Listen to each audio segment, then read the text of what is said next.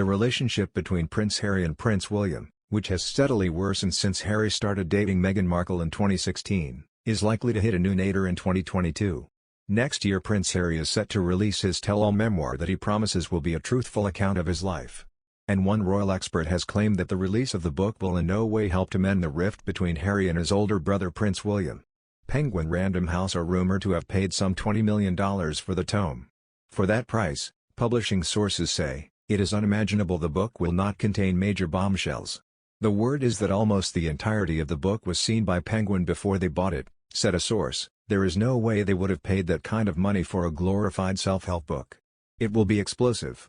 The BBC's former royal correspondent Peter Hunt has said the release of Harry's book will not help his relationship with his brother. Asked whether Harry could mend his relationship with William, Mr. Hunt told LBC, "I think there is no way it will because he promised for it, his memoir, to be a truthful account. He clearly has a huge amount of hurt around how his exit from the royal family was handled and I think he will detail the breakdown of his relationship with his father."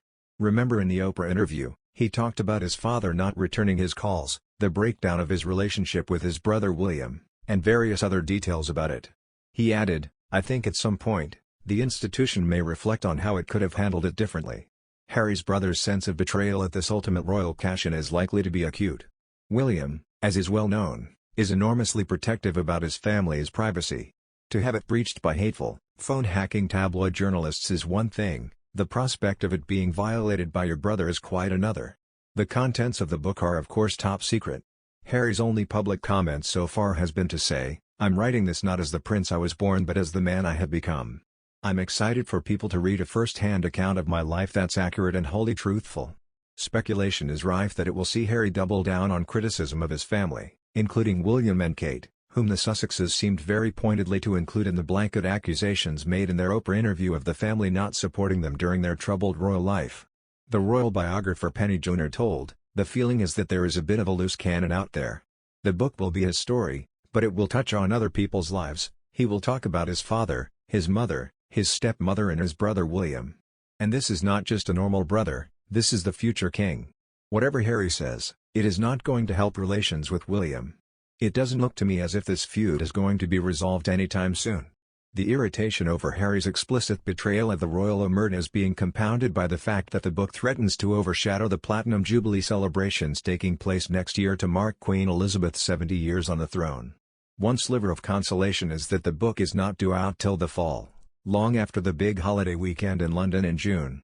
But these keynote celebrations of the Platinum Jubilee, of course, present their own dilemma, namely, will Harry and Meghan get to stand on the balcony next to the Queen?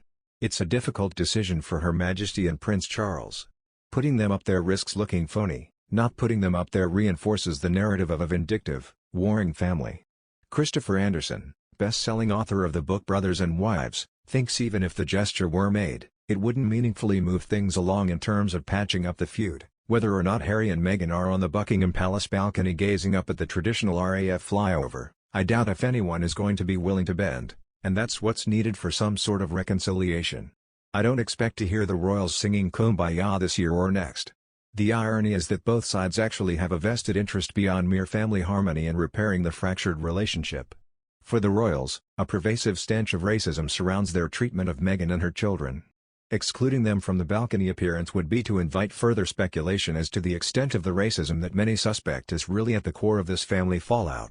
And for Meghan and Harry, who have as yet not uttered any compelling content in their new roles as executive producers at Netflix, their association with the royal family is still the key to their commercial attraction.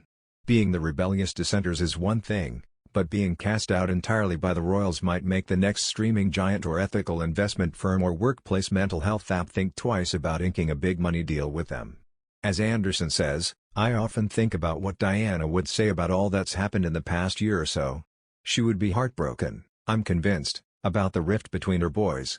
William and Harry are my revenge," she used to say, meaning that no matter what happened to her, Harry and William would stand shoulder to shoulder on that balcony, carrying the monarchy into the future. Now it looks as if that will never happen.